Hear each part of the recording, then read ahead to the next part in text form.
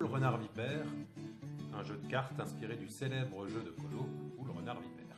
Il est édité chez Jeux FK, c'est un jeu qui se joue à partir de 7 ans, on peut même jouer un peu avant, de 2 à 5 joueurs, une manche dure environ 10 minutes, donc ce sont des parties très dynamiques.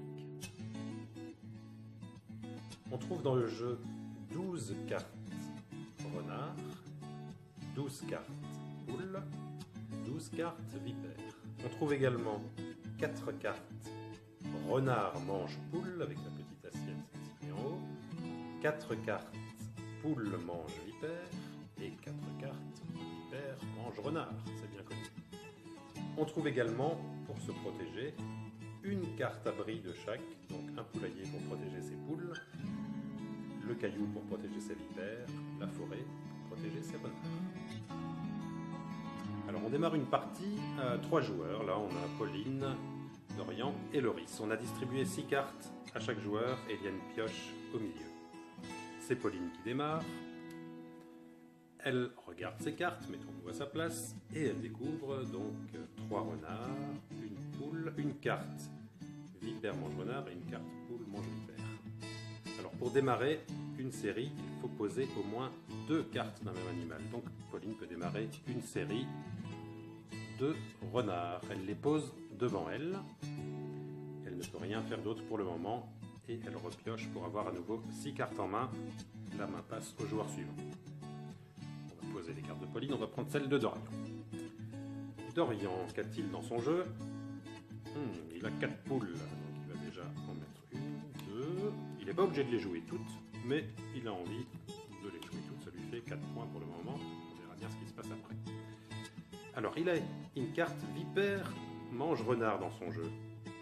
Il pourrait aller manger les renards de Pauline, mais il n'a pas de vipère devant lui. Il n'en a qu'une, il en faut 2 pour démarrer une série. Donc, il va patienter. On verra bien les cartes qu'il aura au tour suivant. Voyons maintenant le jeu de Loris. Loris démarre s'il peut démarrer une série, oui, de vipères, avec ses cartes vipères, et il ne peut pas démarrer de série de renards, il ne peut pas démarrer de série de poules, il n'y en a qu'une, et ça c'est une carte de protection. En revanche, il a une carte vipère mange renard. Étant donné qu'il a des vipères devant lui, et que quelqu'un a des renards autour de la table, il peut poser cette carte à côté de la pioche, et aller manger tous les renards du joueur de son choix. En l'occurrence, il n'y a que Pauline qui en a, donc il mange les renards de Pauline. Une fois qu'on a commencé à manger, on n'a plus le droit de poser d'animaux, donc il n'a pas le droit de poser dans ce tour de jeu une carte renard supplémentaire. Il repioche pour avoir 6 cartes en main. On va laisser de côté ce jeu et reprendre celui de Pauline. Ah, Pauline va pouvoir recommencer une série d'animaux. Elle va mettre 3 vipères et elle a une carte vipère mange renard. Elle est contente, elle met sa carte ici et elle va pouvoir récupérer les renards qu'elle a mangés. Mais Loris dit non, non, non, non, non, je ne suis pas d'accord, mes renards se cachent dans la forêt.